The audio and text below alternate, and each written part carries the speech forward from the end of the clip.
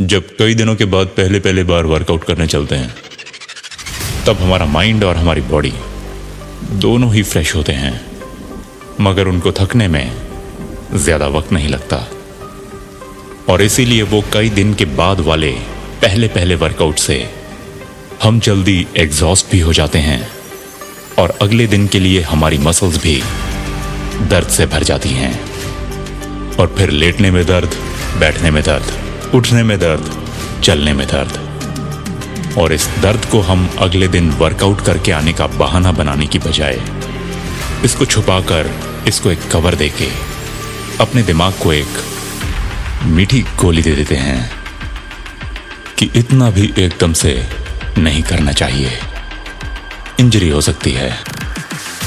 जबकि सबसे बड़ी इंजरी की शुरुआत इस खुद को दी गई मीठी गोली, इस ढकोसले से हम शुरू कर चुके होते हैं। पहले दिन के उस वर्कआउट के दर्द का मतलब ये नहीं है कि अगले दिन हमें इंजरी होगी ही होगी। ज्यादातर इंजरीज तो बैठे बैठे होती हैं। उस दर्द का मतलब है कि हमारी बॉडी को कल के वर्कआउट के बाद जहां जहां कोई कमी लगी होगी वहां वहां कंस्ट्रक्शन का काम चल रहा है। बॉडी के हिसाब से, शरीर के हिसाब से सोचा जाए तो वो तो बस अगले दिन के वर्कआउट की तैयारी में लगी हुई है। जहां जहां कल हम अपने जोश को ज्यादा निकाल के आए थे वहां वहां आज दर्द देकर बॉडी तो बस अपना काम कर रही है। और इस स्थिति में माइंड क्या बोलेगा कि दर्द है तो जाने का नहीं। लेकिन हमें इस ब्रह्मा की बातों में आने का नहीं। मसल पेन और इंजरी के पेन में बहुत फर्क है। मसल पेन भागने से, वेट उठाने से या बहुत देर तक चलने से, झुकने से, कूदने से होता है और इस वाले दर्द को हम इंजरी डिपार्टमेंट में नहीं डाल सकते, क्योंकि चोट के दर्द में और कसरत के दर्द में जमीन आसमान का फर्क है और हमें इन दोनों के बीच के इस फर्क को समझना है। इंटरनेट पे पढ़ के या वीडियो देख के नहीं, खुद महसूस करके इनको अपना बनाना है। वर्कआउट वाले दर्द से तो यार हमें दोस्ती करनी पड़ेगी।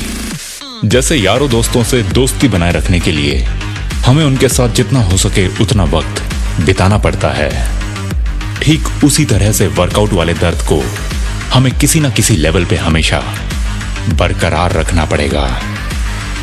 और उसके लिए बस हमें वर्कआउट से रोज जाके मिलना पड़ेगा। पूरा करो या मत करो, पर उसको शुरू तो करना ही करना पड़ेगा।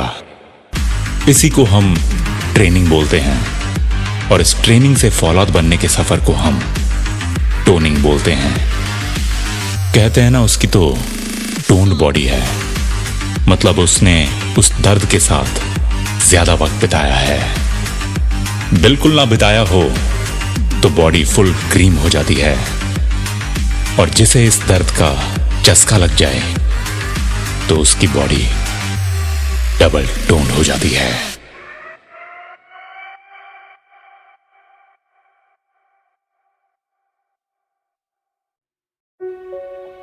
दर्द क्या है क्या यह दर्द? तेरा दुश्मन या तुझे नोच के खा जाने वाला एक निर्दयी दानव?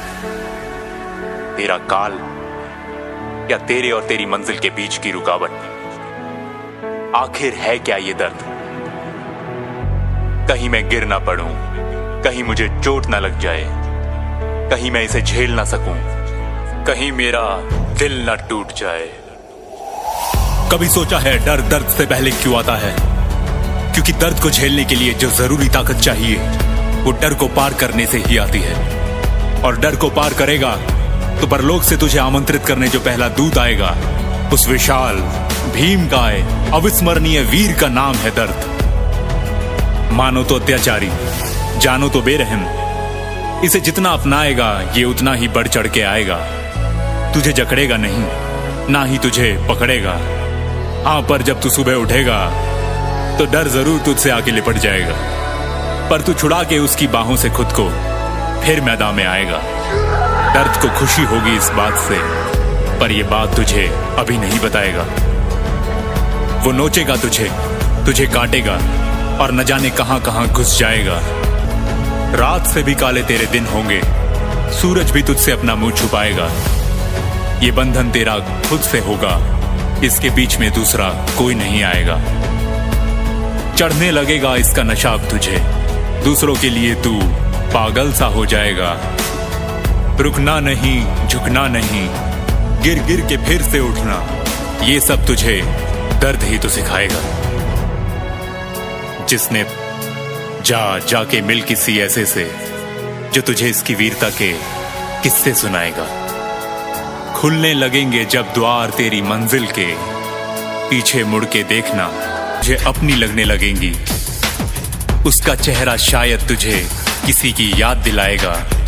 उसके पास जाना, वो विशाल भीमकाय अविस्मरणीय वीर खुद चल के नहीं आएगा।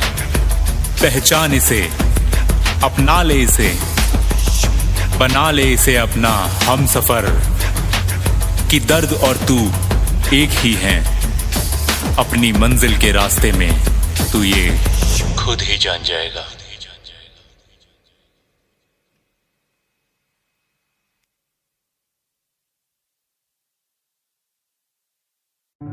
दर्द भी होगा, दर्द के होने का एहसास भी होगा। पूरे बदन में एक हड़ताल सी उठेगी कि बस और नहीं, इतना करने के लिए किसी ने नहीं कहा था और कोई कहेगा भी नहीं। इसलिए नहीं कि वो कहना नहीं चाहते, लेकिन खुद सोच के देखो, हम भी तो दूसरों को बस उतना ही करने के लिए बोलेंगे जितना करना हमें पॉसिबल लगेगा।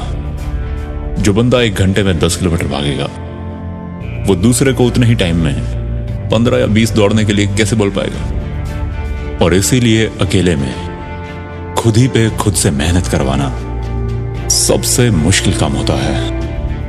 पहली मार कि हम अकेले हैं, और दूसरी मार कि हमें अकेले इस दर्द को सहना है। क्योंकि जो हमारा विजन है, जो हम देख पा रहे हैं, वो हम अपनी आंख में से निकाल के किसी दूसरे की आंख में फिट नहीं कर सकते। जैसे छोटी गाड़ी में बड़ा इंजन फिट नहीं हो सकता, हाथी एक ही रात में चीता नहीं हो सकता। ऐसे अजूबों को तो पॉसिबल खुद ही खुद को दर्द के साथ जोड़कर उसका जितना हो सके उतना फर्स्ट हैंड एक्सपीरियंस लेकर ही किया जा सकता है। क्योंकि हमारे इस वाले दर्द को न ब्रूफेन, न मॉर्फिन, न कोई और पेन किलर भगा सकता है। इस खुद पे काम करने की वजह से होने वाले दर्द के साथ हमें एक गठबंधन बनाना पड़ेगा। क्योंकि जिस इलाके में दर्द का दबदबा हो, उस इलाके में इलेक्शन जीतने हो, तो उसकी पार्टी से तो यार हाथ मिलाना ही पड़ेगा। और दर्द तो कुदरत की देन है, एक नेचुरल रेजिस्टेंस है। वो हमें सिर्फ रोकता नहीं है, वो हमें रोक के हर पड़ाव को पार करने का चैलेंज देता है। और हर पड़ाव को पार करने के लिए हमें यह चैलेंज हर बार लेना पड़ेगा।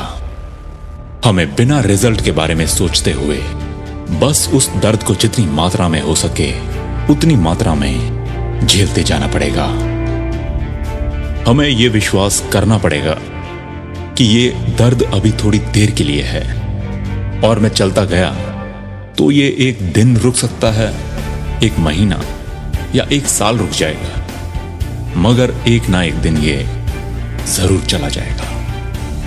लेकिन अगर हम हार के, रुक के, थक के बैठ गए, तो ये हमेशा के लिए हमारे दिल में एक डर बन के बैठ जाएगा।